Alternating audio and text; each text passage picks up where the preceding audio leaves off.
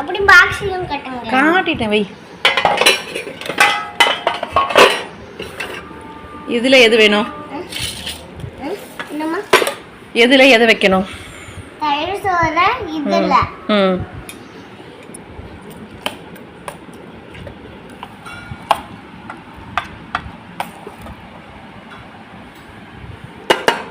போதுமா?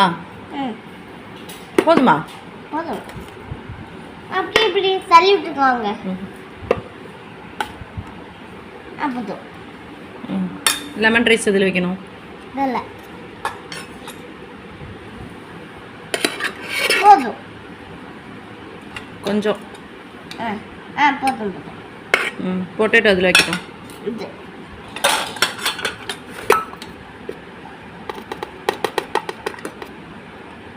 போதும். இன்னும் கொஞ்சம் கிட்ட பொட்டேட்டோ. பொட்டேட்டோனா ரொம்ப பிடிக்கும். நான் சோயா கீமா பண்ணேன். சோயா கிரேவி கொஞ்சமாக வைக்கிறேங்க ஓரமா. போதும் போதுமா? ஓகேவா? லஞ்ச் பாக்ஸ் ஓவரா? ஓவர். ஸ்நாக்ஸுக்கு ராகி சேமியாவில் புட்டு பண்ணியிருக்கேன். ஓகேவா? உள்ளார ஒயிட் ஒயிட்டாக இருக்கு. தேங்காய் பூ. தேங்காய் பூவா? அப்புறம் நட்ஸு. தேங்காய் டன்னா? டன்னா? டன். இதுதான் எங்கள் வீட்டில் நடக்கிற டெய்லி சினாரியோ. ஸோ இப்படி தான் அவனுக்கு பிடிச்ச மாதிரி லஞ்ச் பேக் பண்ணி அனுப்புவேன். ஆனால் அதுக்கான ரிசல்ட் எப்படி இருக்குன்னா, ஓரளவுக்கு தான் சாப்பிடுவான், எல்லாத்தையும் வச்சுட்டு தான் வருவான். ஸோ மேக்ஸிமம் அவனை கேட்டுகிட்டே தான் நான் அவனுக்கான லஞ்ச் ப்ரிப்பேர் பண்ணுவேன். ஸோ எக்ஸ்ட்ராவாக அவன் சொன்னதை தாண்டி வச்சுட்டோன்னா அதை சாப்பிடவே மாட்டான்.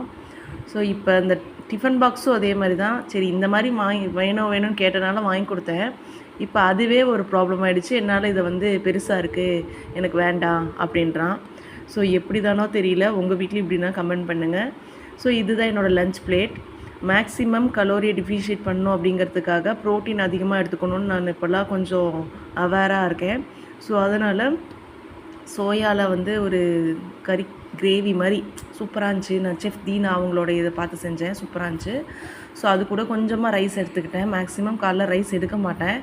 ஸோ இன்றைக்கி அந்த சோயாக்காக லைட்டாக ரைஸ் எடுத்துக்கிட்டேன். அப்புறம் ராகி சேமியாவில் பண்ண புட்டு. பொட்டேட்டோ கேட்டால் கொஞ்சமாக கொடுக்குறான். இவ்வளோ தான் என்னோடய பங்கா. ஸோ இப்படி தான் என்னுடைய மார்னிங் பிரேக்ஃபாஸ்ட் போச்சு. தேங்க்யூ.